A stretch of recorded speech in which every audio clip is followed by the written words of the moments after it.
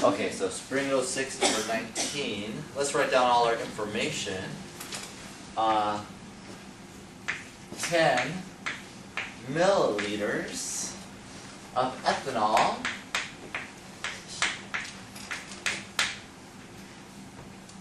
the density is 0.789 grams per milliliter. There's 100 milliliters of solution, and the solution density is 0.982 grams per milliliter. Okay. So we'll just start to tackle some of these. Let's see what we got.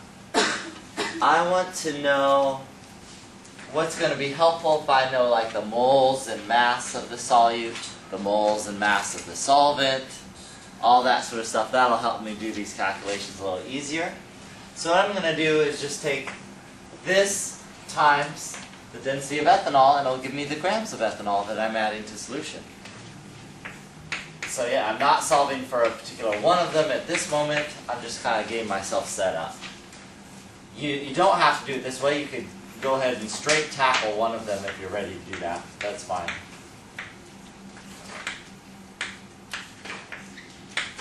So it looks like 7.89 grams, and that's of the ethanol. So that's the grams of ethanol. We also say it's 100 mils of solution.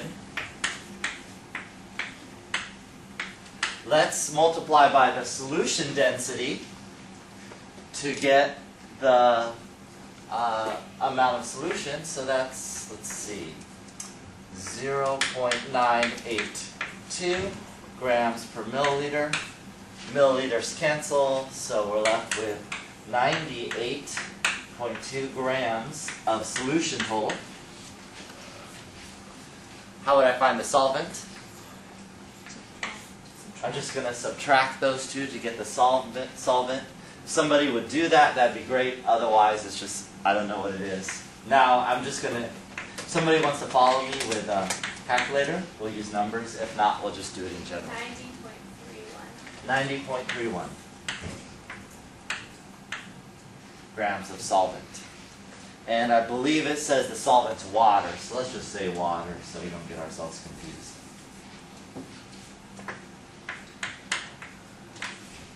Okay? So that's nice to have the moles of or the mass of each of those. Let's also find the moles of every single one. So to do the moles, you just say, well, 7.89 grams of ethanol. Again, I haven't solved for anything yet. I'm just finding some helpful information. I need the molar mass of ethanol, and that'll give me the moles. So whatever that is, that's the moles of ethanol. If somebody calculated, you can tell me what it is. I'm going to do the same for water.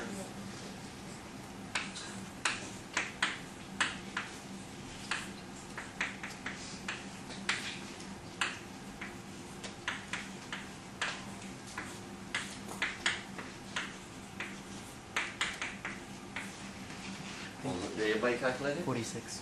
This one right here? Or the molar mass, or the answer? Molar mass. Okay, well, we'll... 0.171. 171. And then this one? 90.31 divided by 18. 5.02. Okay, good. We'd expect there to be more moles of water, because that's your solvent. The solvent's always bigger. Okay, now let's find a couple things. Your mole fraction, ask for the mole fraction of ethanol. That's the moles of ethanol divided by the total moles. So 0.171, if we did our math right, divided by 171 plus 5.02. Whatever that's the mole fraction according to this, it's 0.0330. So we got the mole fraction. We can find also the mass percent would be easy to get right now. Remember these numbers, I'll be asking you for them in a second.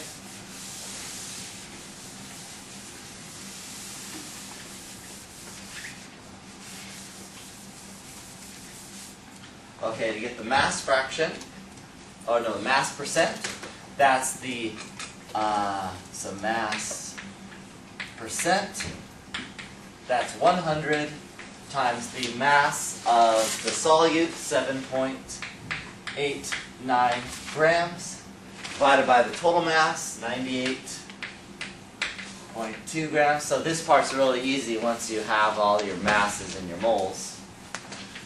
According to this, it's 8.03%.